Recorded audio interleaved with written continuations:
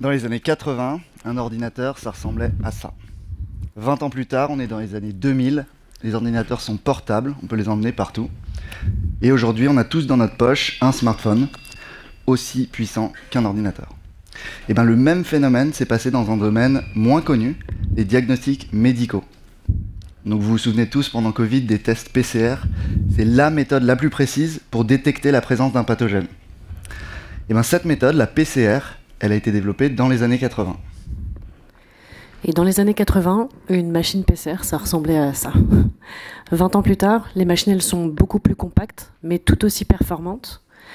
La raison pour laquelle je vous parle de ça, c'est parce que la miniaturisation des technologies de diagnostic, ça a permis la révolution du diagnostic point of care.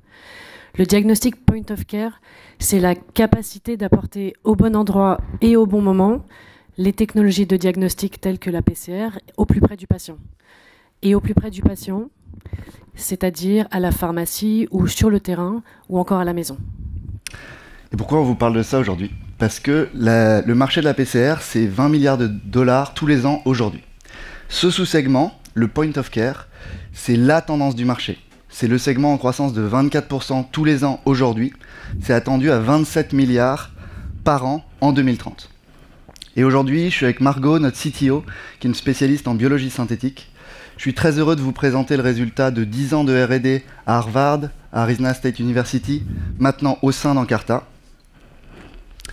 Un diagnostic aussi précis que la PCR, qui fonctionne en 20 minutes et qui tient dans la poche. La technologie au sein de notre diagnostic, elle est reprogrammable. Elle a déjà été prouvée par des publications scientifiques sur 5 pathogènes, sur 4 types d'échantillons de patients. Et Guillaume, lui, il a travaillé pendant 10 ans sur des systèmes d'information extrêmement complexes. Alors comment est-ce qu'on a choisi d'utiliser ce dispositif ? On a choisi de lui associer cet autre appareil miniature disponible partout dans le monde et qui tient dans la poche, le smartphone.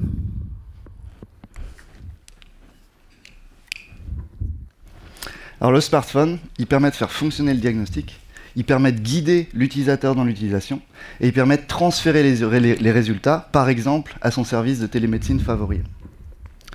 Aujourd'hui, on crée nos diagnostics pour la maladie de Lyme parce que nos clients, les pharmaciens, ils nous ont garanti qu'il y avait un besoin d'un test précis et fiable quand on se fait mordre par une tique. Mais demain, le potentiel de ces diagnostics, il est immense.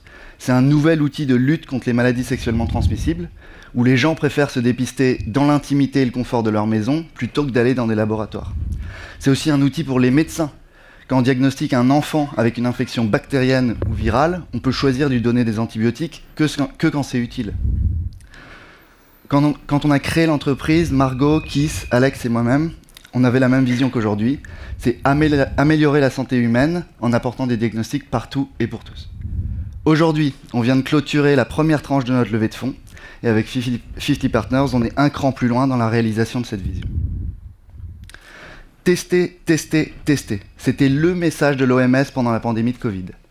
Demain, notre vision, c'est qu'il y ait autant de capacités de test que de téléphones dans les poches des gens.